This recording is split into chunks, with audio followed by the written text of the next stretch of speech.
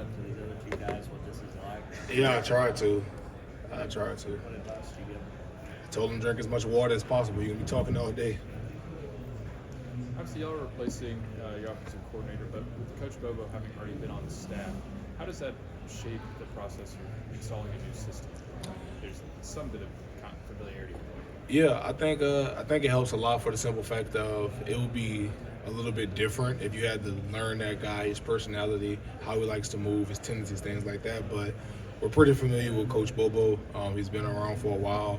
We know some of the things that he was lobbying to get put in for weekly game plans and things like that. So we have some type of idea of how he likes to call plays and things like that I think will help us. You say lobbying for putting stuff in the game plan before. So what was his level of involvement before he was offensive coordinator? I think it was the level of pretty much everybody else, the same as it would be for Coach Searles or Coach McClendon. I think all of our coaches do a really good job of I guess collaborating to find out what's going to be the best way to attack a team and provide the best game plan for us.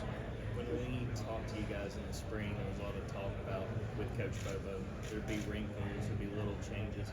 How much more comfortable do you feel like you guys on offense are with sort of what he has in mind now compared to in the middle of spring? I think we've gotten a lot more comfortable. I look forward to fall camp. I think fall camp will be really big for us and really forming what we can be as a team, and I'm excited for it. So I think we've made some progress, but I think we have a little bit more to go. When you think about the offensive line, how big do you feel like it is that you're back and you got the two interior guys beside you? I'm gonna be honest. I don't think of myself in that light. I know other people do, but for myself, I'm just really excited to be a part of it. Honestly, it's cool for me, a kid from New Orleans, to be a part of something of this magnitude. Never really saw it being this, so I'm just really taking it in. I think that trust, in my opinion, trust and Tate coming back is really, really what makes it, in my opinion. I think it makes it because those two guys played really, really well at guard last year, and they helped myself out. They helped out Warren. They helped out Broderick.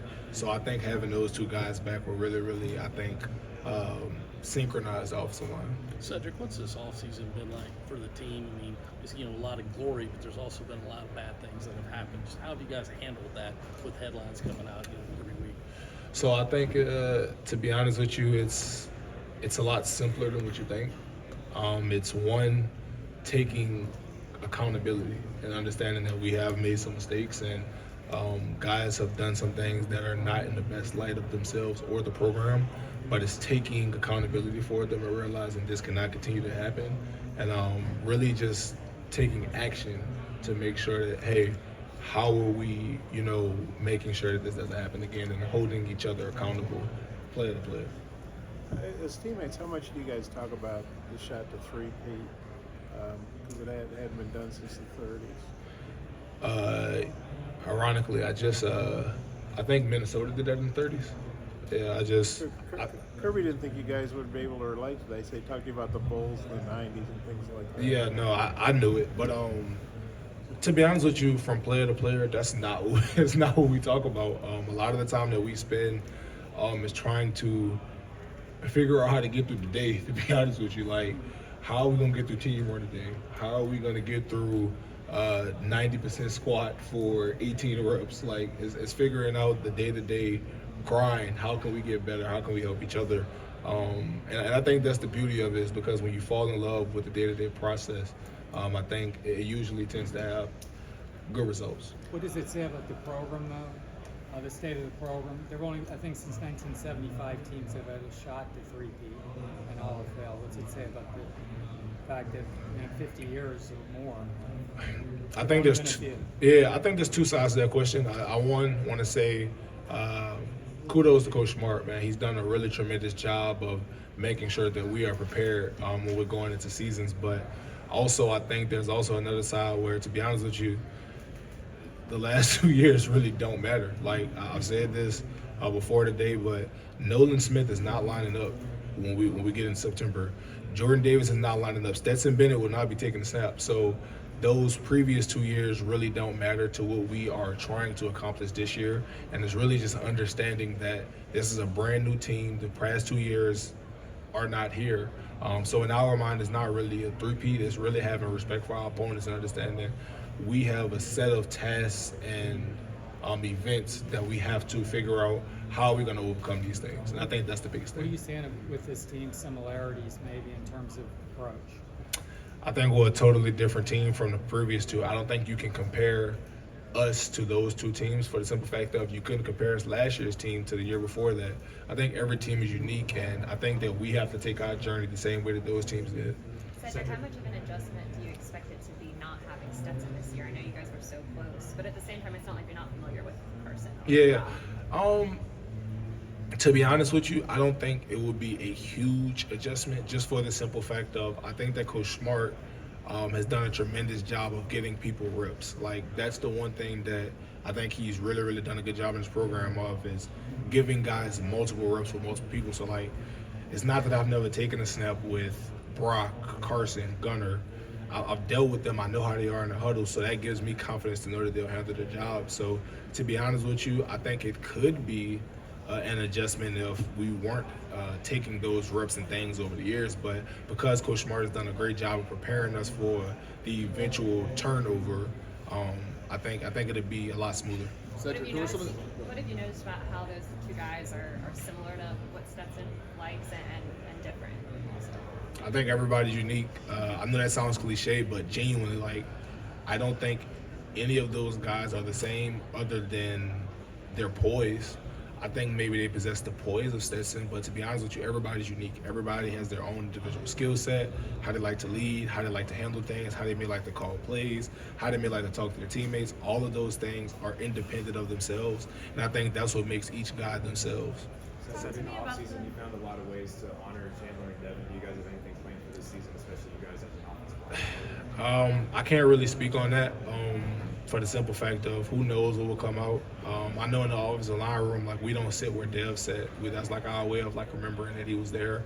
But it's just really understanding that, you know, it's a tragic event, and you know the love that we have for both of them isn't going anywhere. So who are some of the younger guys that have stepped over the offseason that you've seen, and specifically who do you think is going to fill in that left tackle position? Are you talking specifically offensive line, or are you talking like, okay? I'm gonna be honest. I really like the way that Alou Ba has been working this summer. Alou has really, really done numbers. Has really, really turned himself to a really, really solid player, I think. But as far as the left tackle position, it's definitely going to be a battle. And I look forward to it. I think that both guys, Blasky and Ernest, are capable of playing that spot. And to be honest with you, I hope that both of them get a chance to show that they can do it. But I'm not worried about who gets the spot, because to be honest with you, I'm comfortable with either one of them. Sedrick, you guys were originally supposed to play Oklahoma this season. Were you guys at all disappointed when that came? Absolutely not. I think UT Martin will be a great opponent for us. Like, that's going to be a chance in Sanford Stadium. I think we're going to get to show what we can be this season, and I look forward to it. I don't think it's disappointment at all. Like, I think UT Martin will be a really good team. They're going to come in hot. They're going to come in fired up, you know, to play there. So I think it'll be a good test for us. What do you think it's going to be like when Oklahoma and Texas join the league next year?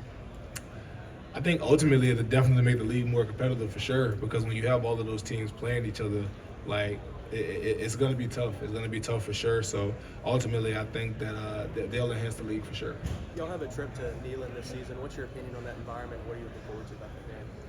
I think it'll be a great environment along with all of the other places in the SEC. I think it's a very unique place. It'll be fun to play in. But ultimately, I think it'll be a tough place to play in the same regards as it is everywhere in the SEC. So you've been on Real Talk Georgia quite a bit this season, and how has it been like just being able to talk with your teammates about that and being able to maybe create a new platform for football players? Can you repeat that question? You've been on Real Talk Georgia a lot with some of your teammates that have created the podcast. Talk to me about what it's been like being able to talk on podcasts and being able to have that platform as a football player. I think it's cool just for the aspect of we're able to kind of, I guess in spurts, talk some of the locker room talk that we talk. Like, obviously we can't just let everything out, but it's a way for us to kind of show, you know, who we are outside of the football field and, with the helmet off. So I think it's a great platform. I think that it's definitely something that's good for college football. It allows guys to definitely put themselves out there. So I look forward to it. So you talked about the need for accountability as these traffic and speeding incidents are going on, especially after such a tragedy happened and it doesn't seem to be getting through. How are you actively holding guys accountable? That's a great question. I think it comes in spurts. I think it comes in different ways. I think that, one, it takes a realization within each other to realize that we are all responsible for each other, in the sense of when one person makes a mistake, it's not just on you, it's on everybody. So you don't only look bad, we all look bad. But also, I think as a brother, you have to understand that usually that guy is beating himself up for the mistake that he made. And it's not on you to go curse him out. It's not on you to go put him down, because we all make mistakes. We all fall short. And yes, you have to take responsibility, but it's also on you to help that guy. All right, so you had this issue. If we're out and I know that you possibly can make them issue again, and nah, bro, I got you. I'm going to take you home. You good. Like, it's those type of things that I think are how we're looking to handle it and how we have been handling it. Year 3 as a starters, most of that time being spent next to Tate Ratledge and Xavier Truss. What does continuity mean to you as a center playing with those guys? To be honest with you, it means a lot, just for the simple fact of its familiarity. Like, looking to the left and to the right, knowing that I've had, I don't know, I'm just going to throw a number out there, but 500, 600, 700 snaps with those guys, and that's not even including practice.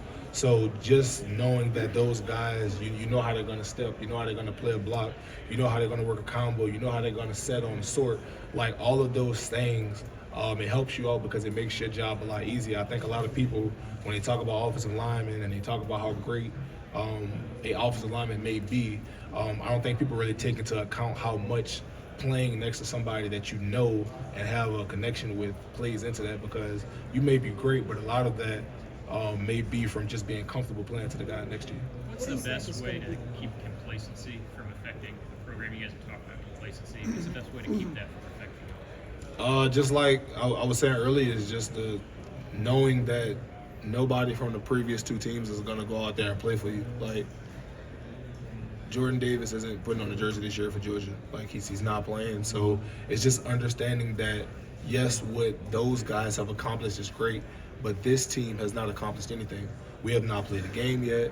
We have not played anybody. We haven't done anything. So I think it's really just understanding that if you want what they had, you have to work for it. And I think that's just the biggest thing, understanding that all of your opponents are great. All of those guys are going to come with it. They're going to be prepared. Nobody's going to be unprepared. Everybody's going to be giving you their best shot. So it's up to you to make sure that you're working just as hard, if not more, than the guys that came before you, to try and hopefully, by the grace of God, achieve something that you want.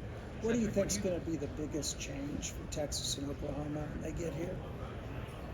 It's hard for me to answer that question because I'm not familiar with what they do in their program into depth.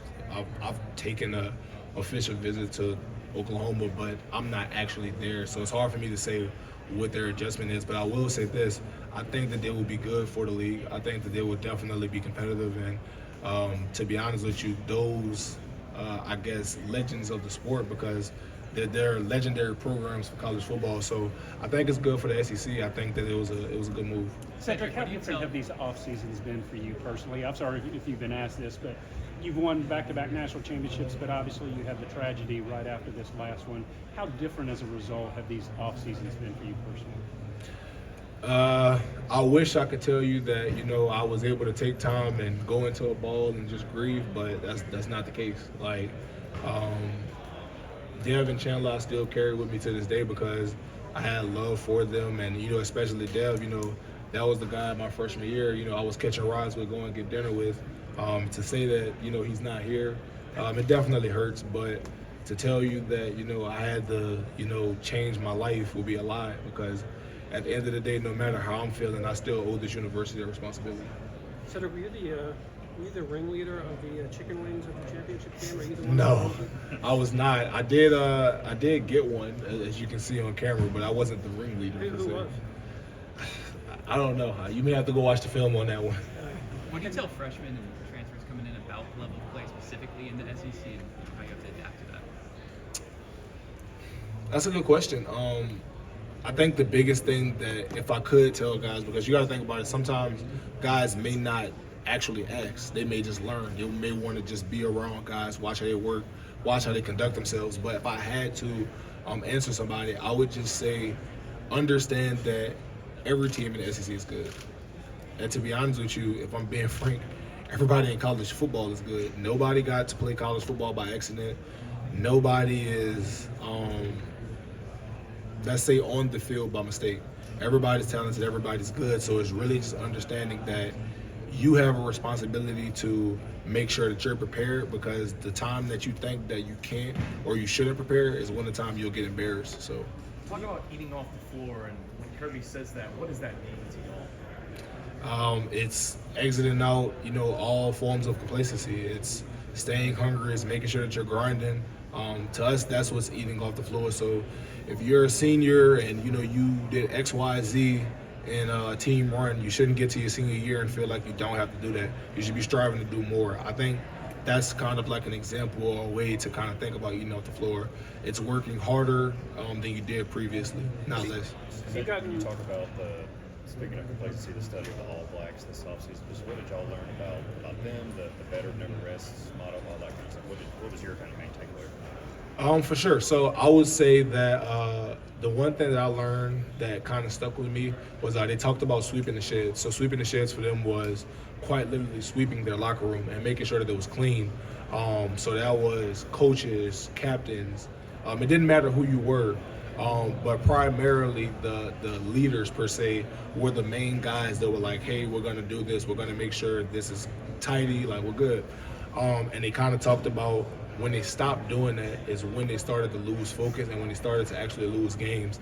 And that stuck with me because I feel like for us, we have to make sure that we're intentional on making sure that we're dotting our I's and crossing our T's. You guys, is there a version of what you guys do that's sweeping the sheds? Is there a version? Yeah, like is there something that you guys do that like you're doing the small things that no one else is? I mean, quite literally cleaning the locker room. That's one. I can't necessarily think of anything specific, to just Georgia. I'm pretty sure it's the same all over the country. Everybody's, aiming to do the little things right.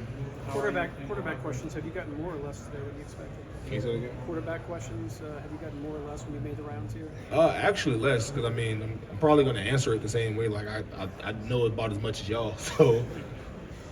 How does it compare to the other seasons where there's been a competition in terms of what did you learn from those in terms of expectations from the outside versus in the locker room about how it might play out? Okay, so if I'm understanding your question properly, are you asking me about expectations over the years? Yeah, with the quarterback, when all the eyes are focused on that.